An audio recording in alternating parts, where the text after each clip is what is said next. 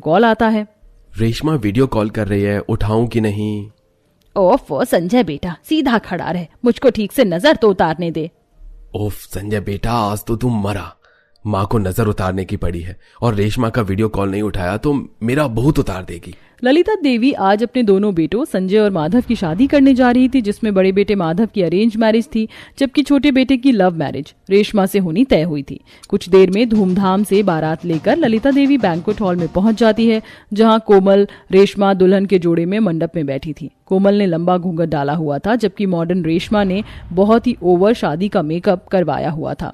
उसका चेहरा बहुत चमक रहा होता है। ओह माय गॉश, दूल्हे की ड्रेस में संजय कितना स्मार्ट लग रहा है, जस्ट लुकिंग लाइक वाओ। अभी ललिता देवी मंडप के दूर से घूरती हुई बोलती है, बोलो भला, शादी में इतना भारी भरकम मेकअप कौन करवाता है? ऐसा लग रहा है छोटी बहू ने दीवार का चूना ही पोत लिया हो। आजकल की लड़कियों को मेकअप करने के सिवा कुछ नजर ही नहीं आता है। असल में ललिता देवी पुराने विचार वाली थी और शुरू में इस लव मैरिज के खिलाफ थी, लेकिन फिर बेटी की खुशी को देखकर हाँ कर दिया। विधि विधान के साथ शादी हो जाती है और रेशमा कोमल देवरानी जेठानी बनकर ससुराल में कदम रखती हैं, जहाँ सगे संबंधी और नाते रिश्तेदार वाले सब कोई शादी में आए हुए थे। दोनों के सामने 2 कलश रखकर सास ने कहा, चलो अब तुम दोनों देवरानी जेठानी इस अक्षत कलश को दायां पैर लगाकर भीतर आ जाओ। ओके सासू माँ। रेशमा ओवर एक्साइटमेंट में कलश को जोरदार लात मारती है जबकि कोमल धीरे से पैर लगाकर अंदर आती है। तभी सास की बहन शीला मौसी बोलती है, अरे ललिता जी, संजय की दुल्हन तो क्रिकेट की पक्की खिलाड़ी लगती है, देखा कैसे कलश को गेंद के जैसा उछाल दिया, देखना कहीं पहले को बैट बल्ला ना बना ले। शीला मौसी की बात से लव मैरिज करके आए देवरानी का मुंह गोल गप्पे सा बन गया था। ये रिश्तेदार भी ना आग में घी डालने का काम बड़े अच्छे से कर लेते हैं, स्पेशली सास की बहनें तो कुछ ज्यादा ही।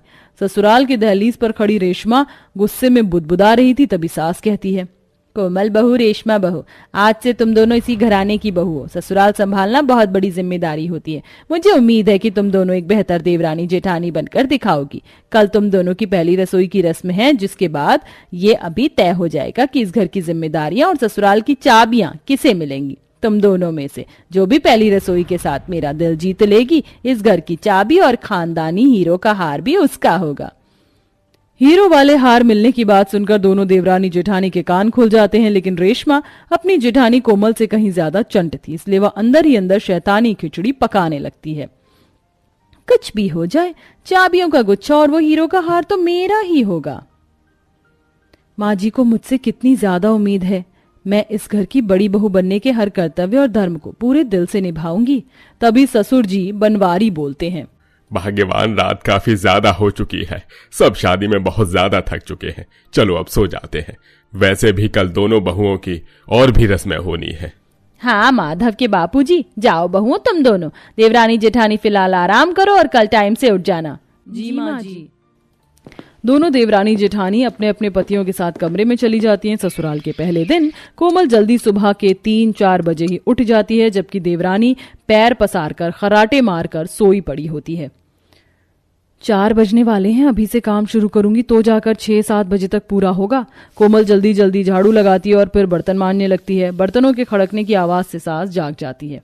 अरे बड़ी बहू, तू अकेले बर्तन क्यों मांज रही है? तेरी देवरानी कहाँ है?